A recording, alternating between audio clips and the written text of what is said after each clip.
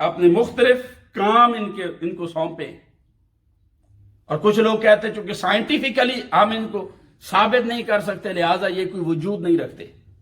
یہ بات بھی درست نہیں ہے. سائنس کا یہ کام ہی نہیں ہے کہ وہ میٹا فزیکل چیزوں کے ساتھ بحث کرے. سائنس کا ٹوٹل کورس، اس کی فیلڈ، اس کا میدان، وہ صرف فزیکل ورلڈ ہے. سائنس مادی دنیا سے باہر نکل ہی نہیں سکتی. سائنس عناصر سے بحث کرتی ہے، اور عناصر کی دنیا یہ مادی دنیا ہے. فزیکل ورلڈ یہ ہے. وہ دنیا میٹا فزیکل ورلڈ جہاں کا عالم عناصر کا محتاج نہیں بلکہ اللہ رب العزت کے حکم کا محتاج ہے، اس کو عالم امر کہتے ہیں. میں نے پچھلے جمعہ پر بات کی تھی اس پر. عالم خلق کیا اور عالم امر کیا ہے؟ تو سائنس صرف عالم خلق سے بحث کرتی ہے. ملائکہ کا تعلق عالم خلق کے ساتھ نہیں، عالم امر کے ساتھ ہے. اللہ رب العزت نے ان کی تشکیل میں عناصر استعمال نہیں کیے. یہ غیر مرئی مخلوقات ہیں، ان سین ریالٹیز ہیں، انہیں دیکھا نہیں جا سکتا. یہ میٹا فزیکل ورلڈ کے ساتھ تعلق رکھتی ہیں، فزیکل ورلڈ سے تعلق نہیں رکھتی. لہذا جو چیزیں میٹا فزیکل ورلڈ سے تعلق رکھتی ہیں، ما بعد طبیعیات سے تعلق رکھتی ہیں، وہ ہمارے حواس کے تابع نہیں. ہماری آنکھ اسے دیکھ نہیں سکتی، ہمارے کان سن نہیں سکتے، ہمارے ہاتھ ان چیزوں کو چھو نہیں سکتے، ہماری ناک سونگھ نہیں سکتی، ہماری زبان چکھ نہیں سکتی. جو ما بعد طبیعیاتی حقائق ہیں وہاں پر نہ ہمارے حواس پہنچتے ہیں، نہ ہماری عقل پہنچتی، نہ ہماری حصے مشترک میں وہ آئیں، نہ ہماری حصے خیال میں آتے ہیں، نہ حصے واہمہ میں آتے، نہ متصرفہ میں آتے. ہماری عقل سے بھی ماورا، ہمارے حواس سے بھی ماورا.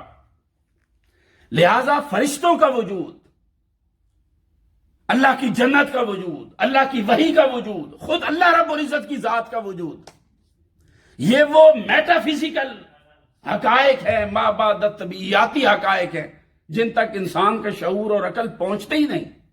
لہذا سائنس ان سے بحث نہیں کر سکتی. سائنس کا ٹوٹل کورس جو ہے وہ مادے سے بحث کرنا. سائنس مادیات کی دنیا سے باہر نہیں نکلتی. سائنس صرف اسی چیز کے بارے میں بحث کرے گی جو نظر آتی ہو، جو سمجھ آتی ہو، عقل میں آتی ہو یا حواس میں آتی ہو. جو عقل و حواس سے ماورا ہے وہ سائنس کے دائرہ کار سے ہی ماورا ہے. تو جب ایک چیز سائنس کے دائرہ کار سے ماورا ہے تو پھر یہ کہنا جی کہ ملائکہ کی سائنٹیفکلی سمجھ نہیں آتی لہٰذا ان کے وجود کا انکار کرتے ہیں، یہ ایک بے وقوفانہ بات ہے. آپ سائنس سے وہ کام کیسے لے سکتے ہیں جس کے لیے اس کو بنایا ہی نہیں گیا؟ آپ سائنٹیفکلی، بھائی فلسفی جو تھے ان کا پرابلم کیا تھا؟ فلسفی ہر چیز کو عقل کی بنیاد پر سمجھنا چاہتے تھے. اب انہوں نے اللہ رب العزت کی ذات کا انکار کر دیا. کیوں کیا؟ وہ چاہتے تھے کہ اللہ رب العزت کی بارگاہ کا عرفان ان کے مشاہدے کے ذریعے ہو، وہ اللہ کو دیکھ کر پہچانے، سن کر پہچانے، چھوا جا سکے، اللہ عقل میں آتا ہو. مگر اللہ رب العزت کی پہچان یہ تھی کہ نہ وہ حواس میں آتا ہے اور نہ ہی عقل میں آتا ہے. وہ تو ہمارے حواس سے بھی ماورا اور ہماری عقل سے بھی ماورا تھا. تو جب وہ حواس میں نہ آیا اور عقل میں نہ آیا تو انہوں نے انکار کر دی. اب ان کا قصور یہ تھا کہ انہوں نے میٹا فزیکل ورلڈ کی ریالٹیز کو اس طرح سے سمجھنا چاہا جیسے وہ فزیکل ورلڈ کی ریالٹیز کو سمجھتے. اس عالم اسباب میں وہ حقائق کو، چیزوں کی حقیقت کو سمجھتے. یہاں وہ دیکھتے ہیں کہ ہر وجود کسی نہ کسی چیز کا، کسی نہ کسی سبب کا محتاج ہے. روشنی سورج کی محتاج ہے، لائٹ کی محتاج ہے. میرا وجود میرے ماں باپ کے وجود کا محتاج ہے. ہر چیز کسی نہ کسی چیز، کسی نہ کسی سبب سے پیدا ہوتی.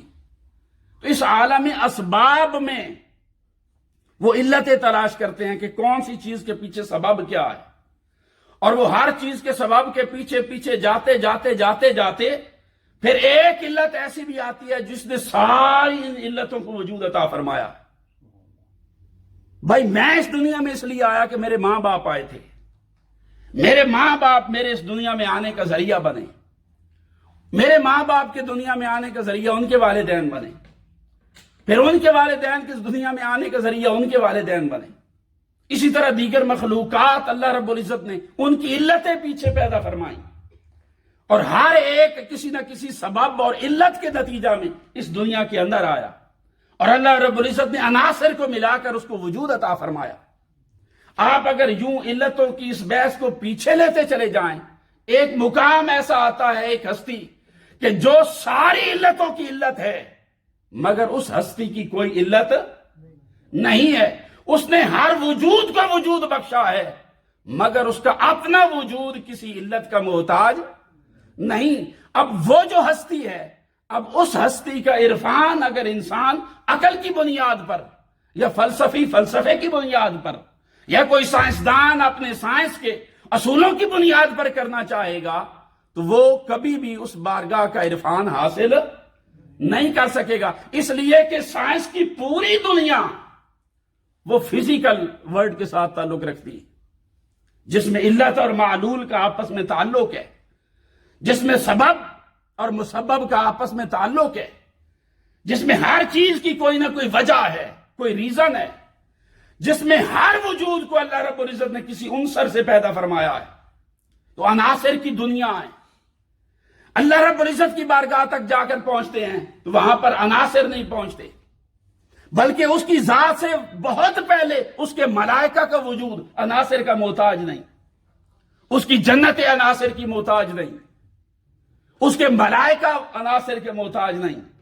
انہیں اللہ رب العزت عناصر کے ذریعے نہیں، اپنے حکم کے ذریعے پیدا فرماتا ہے.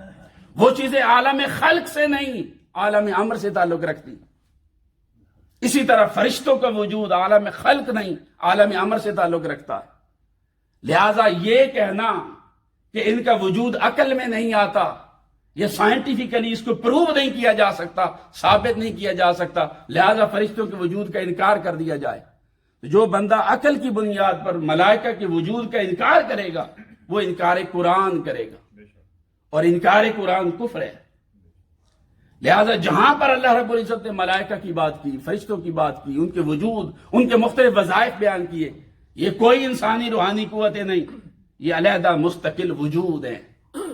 اللہ رب العزت نے ان کو پیدا فرمایا اور کسی مقصد کے لیے پیدا فرمایا. لہذا ان پر ایمان رکھنا، ان کو ماننا اور تسلیم کرنا یہ ضروری ہے.